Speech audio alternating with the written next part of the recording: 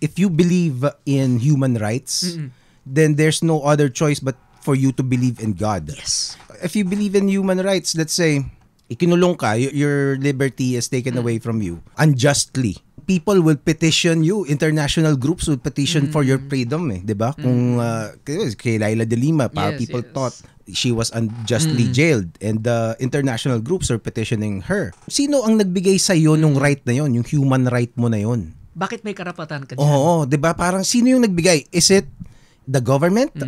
So, if you say it's the government, can the government take it away from you? Kasi it gave you the right, eh. Pero hindi pwede. You would argue that human rights is not dependent on the government. Yes. So if it's not dependent on the government, who? Sino yung nagbigay sa'yo? If a government acknowledges human rights, then it is inalienable, 'di ba? Yung rights nga kahit gobyerno hindi nila pwedeng kunin 'yun, eh. Kasi it came from somebody higher.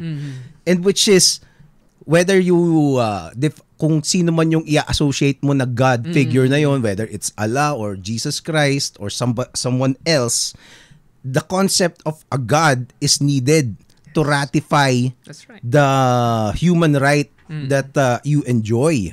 'Di ba? Kasi people need to agree that merong isang nagbigay sa iyo na hindi mo pwedeng questionin, eh. 'Di ba? Hindi lang basta dahil nandito ako, parang ano ka lang, parang entitlement lang yun, eh, 'di ba? Just because I existed, I have a right. You can believe that if you want to, pero you can't force it. Even if God nga ang nagbigay sa iyo ng right. Let's say kung meron kang ibang Diyos, pwede mo ring i-disregard yun, eh. Pero if you're gonna exist in a society, let's say one government, and you need that government to respect your human rights, then that government would need to adhere to the authority of a God figure. Someone higher than the government. Oo, 'di ba? So, I don't know, maybe people will still say it's man-made, pero hindi, eh. If diba? it's man-made, di pwedeng tanggalin ng tao. Oo nga, eh. And you can complain.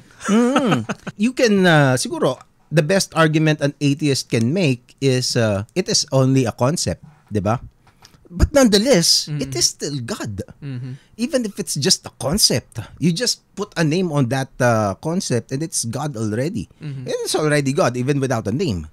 Di ba?